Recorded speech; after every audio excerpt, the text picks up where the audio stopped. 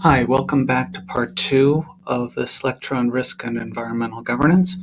So we just finished talking about the steps of risk assessment, and now I'll say a couple of things about how risk assessment is done in the federal government.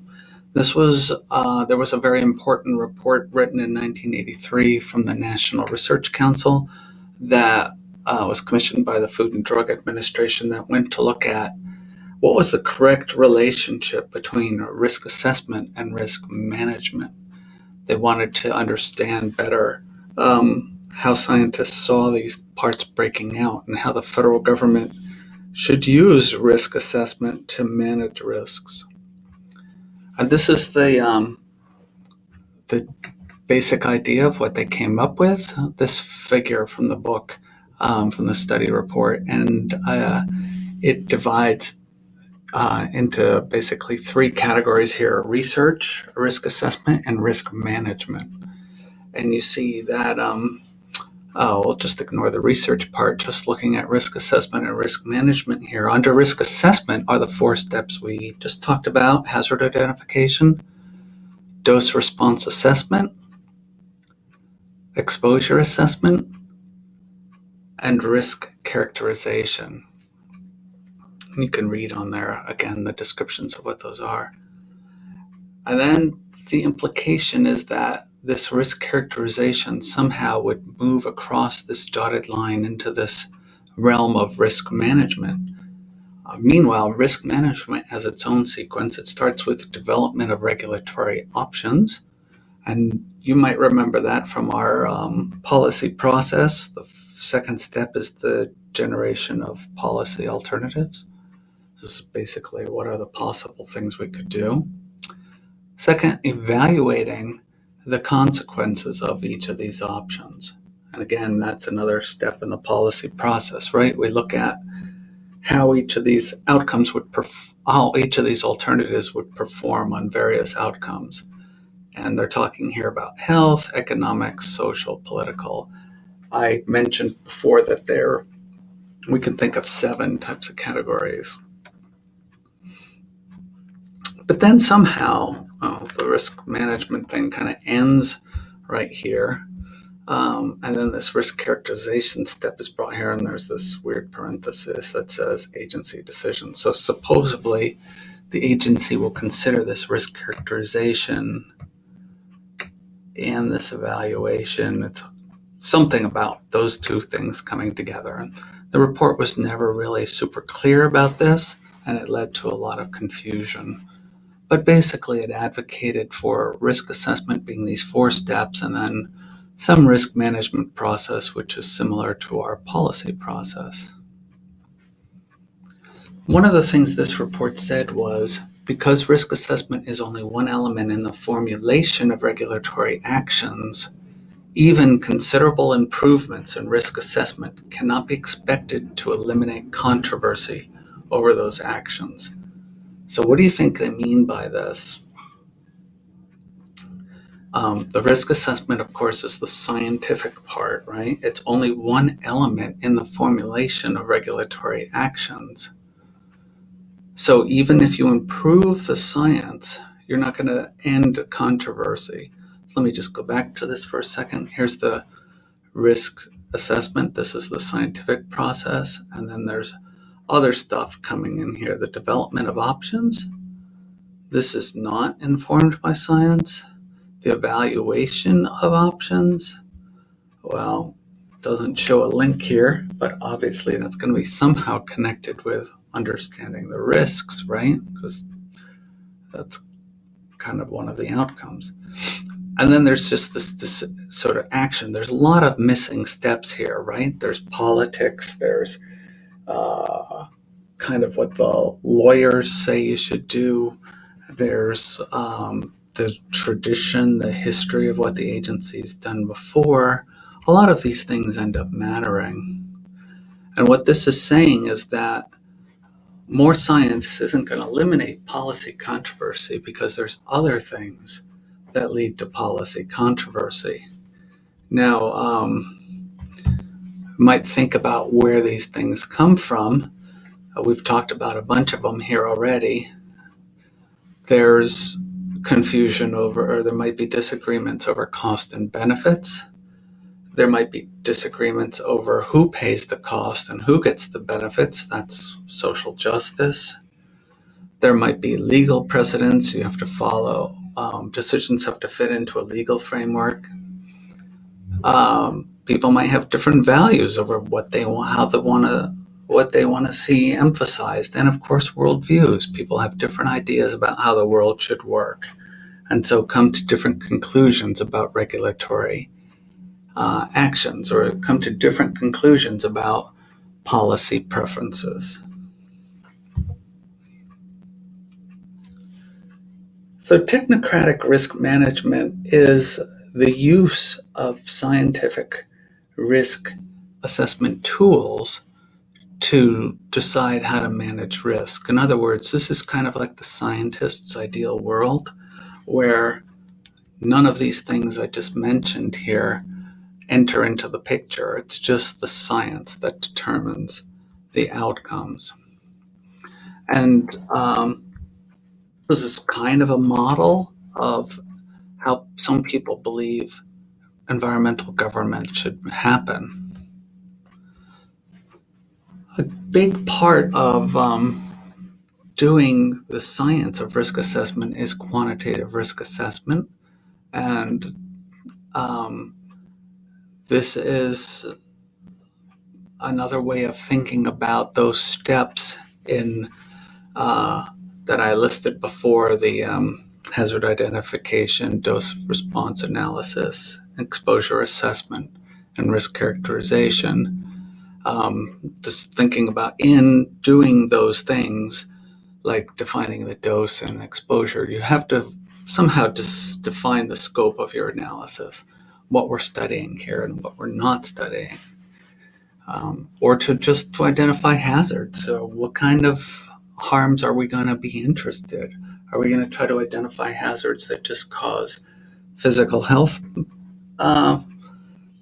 harms, or are we going to look at hazards that cause mental health harms, or hazards that have economic threats, societal threats, right? We could choose to narrow the analysis to just look at one type of harm, and we could just gather certain types of evidence.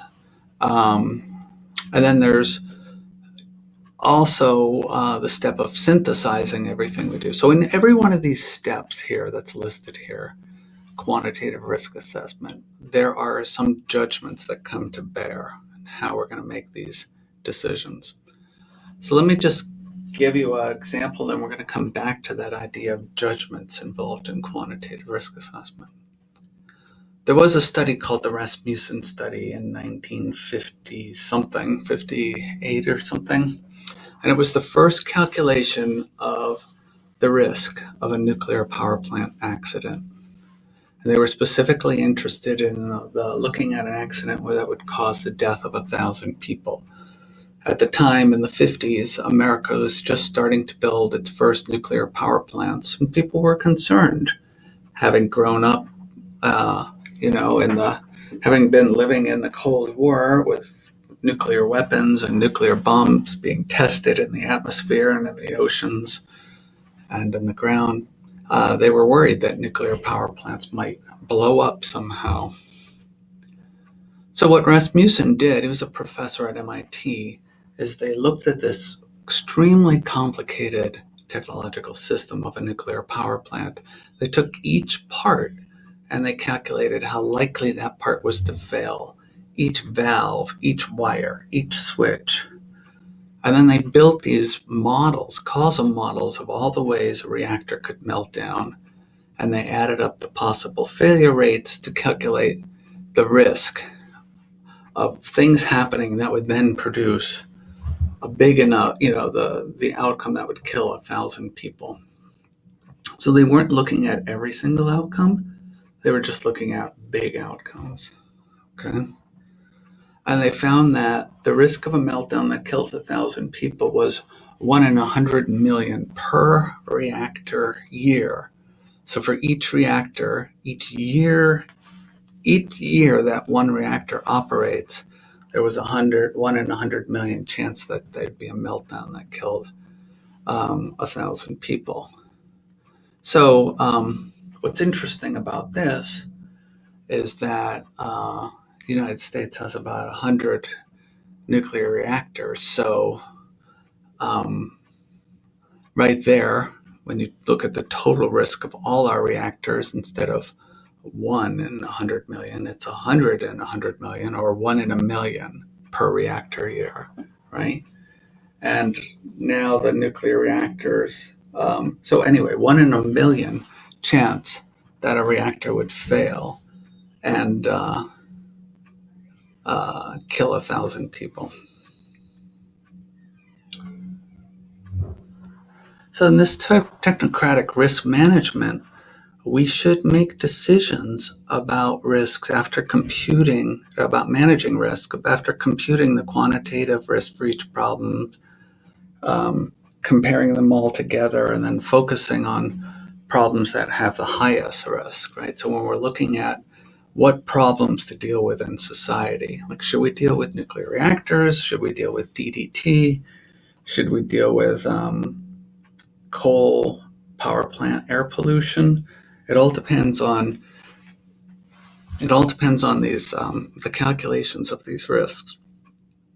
And so the Rasmussen study was an example, the first example of a calculation of a risk of a very complicated technological system.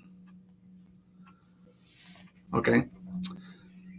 Now I want to switch topics briefly to risk perception. So that's what I just talked about was kind of what scientists calculate risks to be. Remember, risk is probability times magnitude. So the chance of something of a certain magnitude happening. But in addition to calculating these risks, we also just form opinions about risks. So if I asked you how dangerous something would be, you'd likely to have some opinion about it. And sometimes people distinguish between objective risk, which is this quantitative risk assessment we just talked about, and subjective risk, or what people are worried about, what people think about, what people are afraid of. And we can appeal. Before I get to the slide, let me just say something quickly about this, is that you probably know people who are afraid of flying, right? They feel the subjective risk of flying is high to them. And then other people who say, well, if you look at the statistics, flying isn't that dangerous considering all the flights that there are. So, and then you've got other people who say, well, they're happy to get up on a ladder and climb up on a ladder, the top ladder, to change a light bulb, which means their subjective risk of climbing the ladder is low, when in actuality we know that quite a few people get injured on ladders. It's one of the more common ways that people get harmed. So people tend to have different feelings about different risks. Now, if you're trying to get people to do something to reduce risk, like wearing a seatbelt, you might try to appeal to either their risk perceptions, or you would try to appeal to their risk perceptions, right? And so there can be different ways of doing this. For example, here's two messages. One says that there's a driving fatality every 3.5 million car trips, and one says there's 1% chance that you'll die in a car crash. And this is, of course, statistical people. I'm not referring to any individual you, but the average American. These are exactly the same information, but they tend to appeal to different attitudes and trigger different risk perceptions in people. So the first one tends to not trigger risk perceptions, but make people feel like driving in a car is safe because, wow, there's only one, which is a very small number out of 3.5 million. Right? So it seems very safe. Like, oh, okay, 1 in 3 in a million, it's safer than nuclear power plants, right? But if you say there's a 1% chance in your lifetime you'll die in a car crash, well, that suddenly it seems it's your lifetime, you dying, and a 1% chance is like, well, okay, when you don't really want to play with those kind of odds, it's like a 1 in 100 chance that I'm going to die in a car crash, which seems very different from one fatality every 3. So wording these messages in different ways can trigger different risk perceptions. In fact, there's a whole bunch of things scientists have found that shape risk perceptions, whether or not the risk is voluntary. So if you're driving versus somebody else driving you, whether the risk is immediate, it happens right then and there, or it's delayed in time, 10 years, 20 years. Whether we know a lot about the risk or not. So if we tell you about, like, for example, nanoparticles or geoengineering or something that's a relatively new technology, some people tend to be more afraid of that, other people's less afraid of that. Control over risk. If people feel they have the control, like, that's the driving versus somebody else driving. Voluntariness means you choose to accept the risk, right? You're not forced to do it. So control has to do with who's, if you're flying the plane versus pilot flying the plane. Newness of the risk. Familiar old risks are generally ranked as less dangerous than newer risks. So people are very comfortable with things like horses, although horses can be very dangerous. If the harm is incremental or catastrophic, is it really just a little bit of harm, or is it going to destroy everything? We tend to be much more concerned about things that are catastrophic than incremental. Common or dread, these are the types of harm. If it's a dreaded harm, which means like radiation, kind of harms that involve suffering and a lot of pain, those we perceive as higher risks.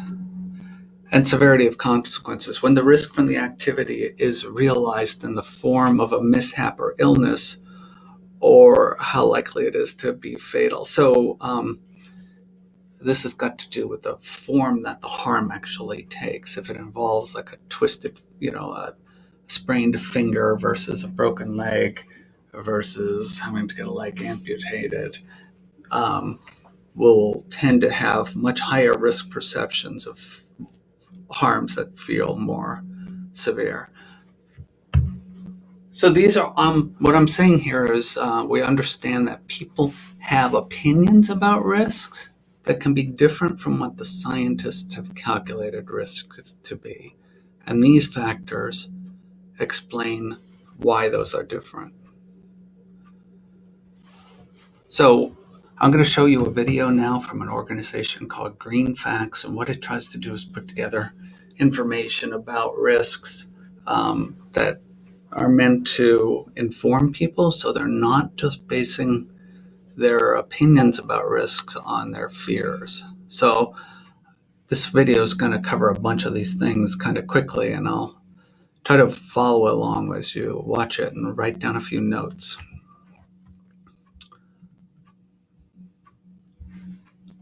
Hazard, risk and safety.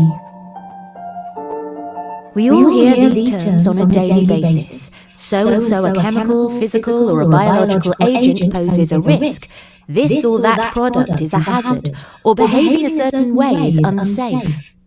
A lot of the time, hazard and risk are freely used to mean the same thing. However, they are not. Hazard is the potential to cause harm. Risk, on the other hand, is the likelihood of harm in defined circumstances. But what does this actually mean? Let's look at two examples. First, potassium dichromate. It sounds scary, and it is indeed a hazardous substance that is both toxic and carcinogenic. It is used in some cases to analyse exhaled breath for alcohol. For this purpose, it is sealed in a tube. Therefore, although it is intrinsically a hazardous substance, if used and managed as described, it presents little or no risk to people or the environment. Now, let's look at the opposite case. Flour would not be considered by many to be a hazardous substance. However, if a baker were to be exposed over a period of time to airborne flour, he or she could develop dermatitis, conjunctivitis, rhinitis, and even asthma. So even something that is considered a low hazard can present substantial risk, and vice versa. Risk is always a probability, influenced by the level of exposure. To evaluate the risk, we have to take many factors into consideration. How, where, how much, and how long one can be exposed to the hazard are all things to be taken into account. Toxicological research can map the potentially harmful properties of a product, be it chemical, physical, or biological, and it can also set a limit under which exposure will have no effect. Based on this research, a risk can be calculated based on frequency, conditions, and length of exposure.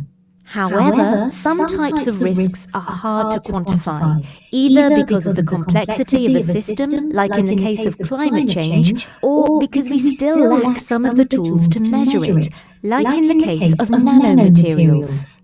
When there is no consensus on the level of risk, policymakers sometimes apply the precautionary principle. When sufficiently established elements suggest that an activity is seriously expected to potentially produce irreversible damage to health or the environment, measures should be taken even if the definite proof or the causal link is not yet formally established with absolute certainty. It is best to err on the side of caution. Nevertheless, the precautionary decisions should remain proportional to the potential but uncertain risk and be re-evaluated when new data become available. Indeed, the proportionality principle is and should be at the base of most legal thinking. Now, how can we manage a risk? Risk can thus be managed by limiting exposure to a danger and by the adoption of risk reduction measures. Prevention might be a better idea to reduce risk. For example, driving has been made safer by speed limits, the use of seatbelts, bumpers, airbags, driver assistance systems, etc. But what is considered safe? Acceptable safety levels greatly depend on where you are on the planet, culture, socio-economic criteria, and the sector. Similarly, the safety limit adopted for a pesticide like DDT has to be balanced with its importance in safeguarding health or food resources in some regions of the world. For each specific case, an acceptable safety level has to be determined. This is thus not only a technical, but also a political decision. Even if the previous steps are logical, what is considered safe has to take into account the perception and acceptance of risk. These tend to be emotional and rational at the same time. For example, flying is commonly considered a greater risk than driving, although all statistics point to the contrary. Moreover, once a perception of risk sets in, it is very hard to change, even if all evidence points to the opposite. For example, fear can be fueled by debatable science and poor or even sensationalist interpretation of a study by the media. A very limited study that indicates that substance A could be harmful to mice and would merit further research quickly turns into a "Substance A kills" headline. Once fear sets in, even if risk is not proven, the precautionary principle is often pulled out of the hat. In a nutshell, risk and perception of risk are not always aligned. This can make political decisions difficult to make. In these cases, it is especially important to base them on facts rather than on opinions. These facts can be gathered from scientific reports published by reference institutions, but these reports are often written in a technical language that is not accessible to anyone but the specialists. Green Facts offers faithful summaries of those reports so that non-specialists can get the information they need to build their own opinion.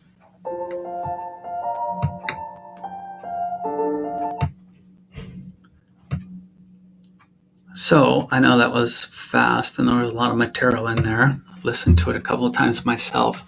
I'll just highlight a couple things. They defined hazard and risk. They defined hazard much as I did. They call it the potential to cause harm. I said threats to humans and what they value. But they defined risk as the likelihood of harm in a specific situation, where I said it's the probability of a hazard event occurring times the magnitude of harm. So slightly different because my definition includes the magnitude of harm.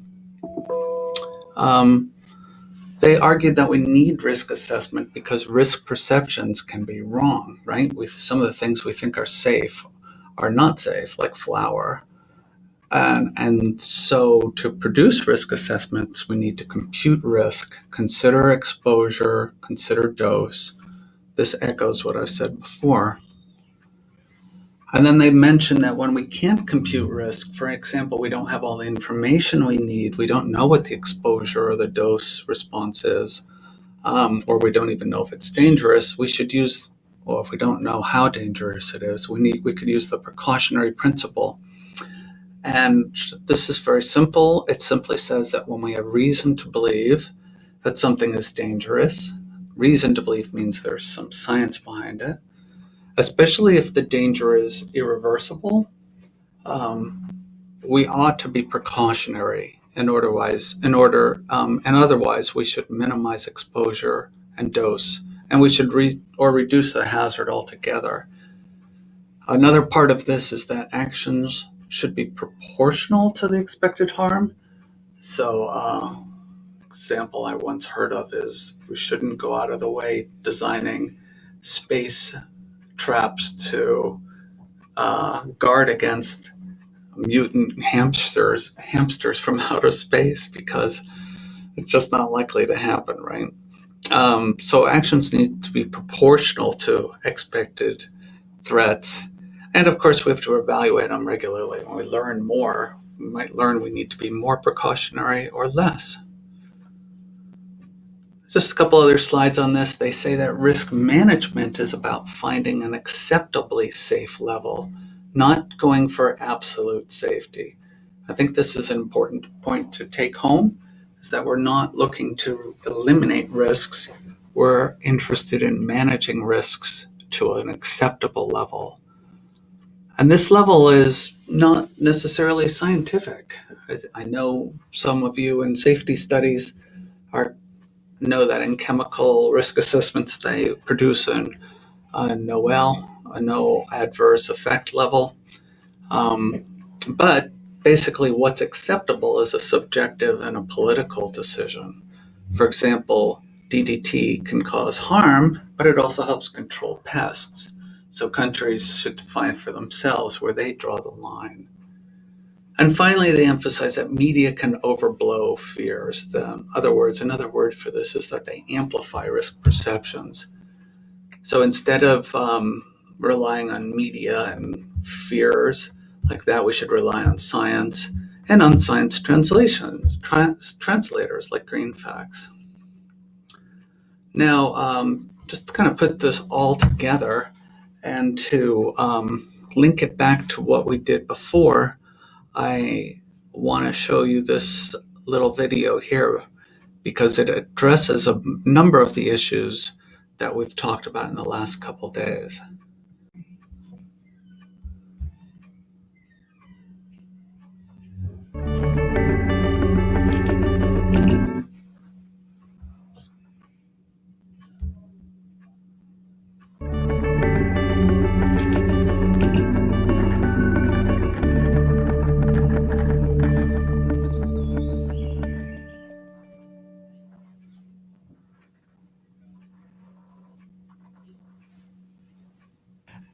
So I've written a book that's tried to bring together the science says, plural, from various fields that help explain the psychology of risk perception. The name is How Risky Is It Really? Why Our Fears Don't Match the Facts.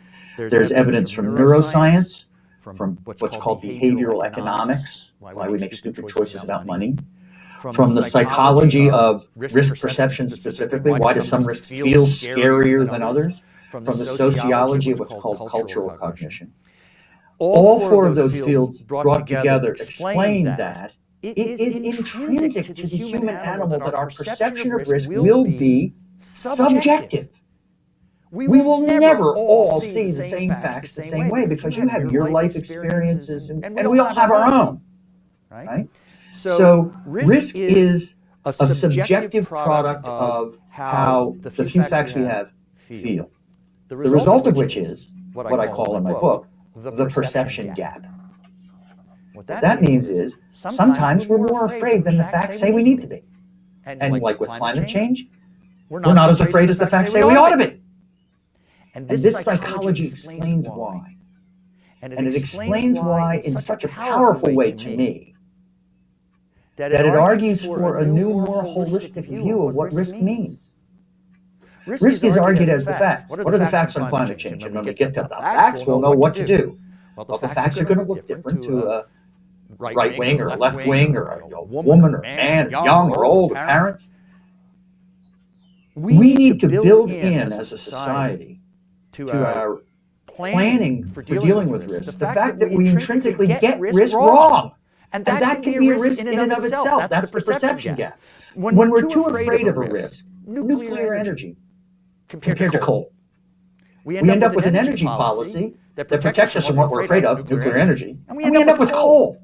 Worse. No brainer.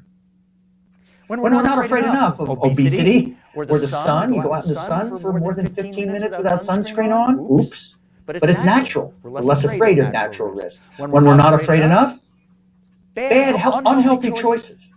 And when we're all afraid of a risk together as a society, because it has the same characteristics, like, for example, cancer. It kills us in a painful way. That's a characteristic that makes a risk scary. It's worse to die being eaten alive by a shark than die in your sleep of heart disease. That's more likely. That's the one you should be afraid of if you're rational, but painful is bad. So if we recognize as a society that we get risk wrong because of this underlying psychology, and we look to that psychology that explains why, we can use that to avoid the risk that comes from getting risk wrong. So for the liberal-conservative split, what's really interesting is liberal and conservative are really just surface labels for something that's underneath going on that's much more profound. This is the theory of something called cultural cognition. Cultural cognition posits that we shape our views so that they agree with the people like us, so that we get along with our tribe. It's important for us as social animals to have tribal cohesion.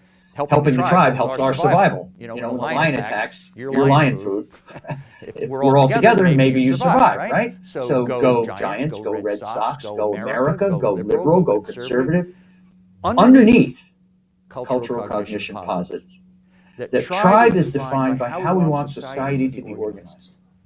So some of us want society to be organized in a way that's called individualist. We would think about them as libertarians politically. But basically, they want society to mostly leave the individual alone. And on the other end of that continuum are people called communitarians. We're all in it together. So communitarian looks at climate change, and they think, wow, I'm all for climate change being a problem because the solution requires a community response. And that's the way I want society to work.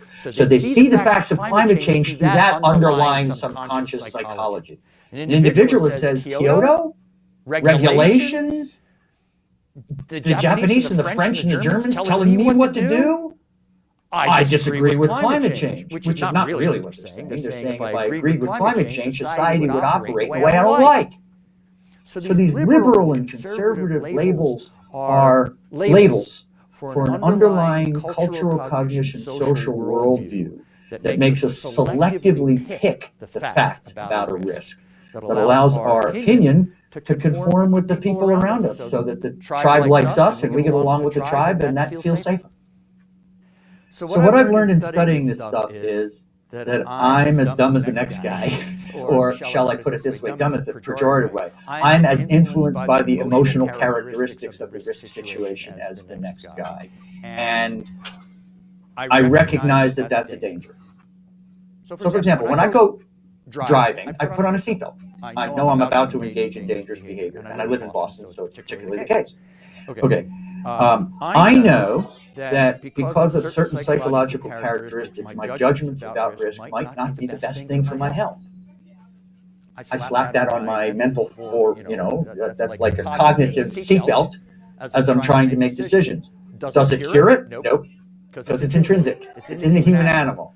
Does it slightly move me towards doing things that will lead to healthier choices? Yeah, a little bit. I don't want to sound like I'm bragging or anything, but for example, I know that we make instinctive judgments about risk. So one of the things that I'll do if I have to think something through is I'll come back to it tomorrow. I know that we have confirmation bias. We look up the information with which we already agree. I'll make myself watch Glenn Beck. It hurts, but I'm going to tell myself that if I don't open my blinders up, it's in my best interest to open my blinders up, get multiple sources, take more time, recognize that the risks and benefits of a choice are swaying me to answer my cell phone when I'm driving, because it might be my wife calling or some cool job or something. The benefit is outweighing the risk, but I could hit a tree. I know the psychology of risk perception tells me that risk and benefit is one of the characteristics that could lead me to make a dangerous choice. And I try to use that consciously as a seatbelt to protect myself as I make choices. I'm a little better at it, but not a hell of a lot. All right, so that's that story. And next slide here. So quick thing, he says our perception of risk is subjective because we all have different experiences, beliefs, values, and worldviews, and that there's a perception gap, that facts don't match fears. I heard the same thing in the last video.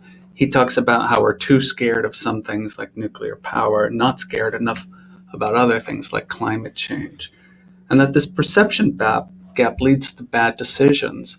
He reiterates cultural cognition theory, or part of it, and talks about how these cultural types are how I think the world should be organized. He talks about communitarians, which we call egalitarians. We're the low grid, high group people that everyone works together in a harmonious way, and the libertarians who are low grid, low group. So he talks about how these groups end up accepting the risks, like the communitarians believe in the risk of climate change because the solution fits into the way they think the world should work. Meanwhile, libertarians don't believe in the risk of climate change because solving it requires the world work in a way they don't want it to. So how do we deal with this? He says again, like the last videos, to try to use science to direct our actions, not emotions or our bad risk perceptions, to avoid instinctive responses, put off decisions, and avoid confirmation bias by going out and trying to listen to people who think differently from us. So that's it. I know that's a lot covered, and I hope it helps make some sense. Do the readings, and we'll look forward to finishing more of this in class.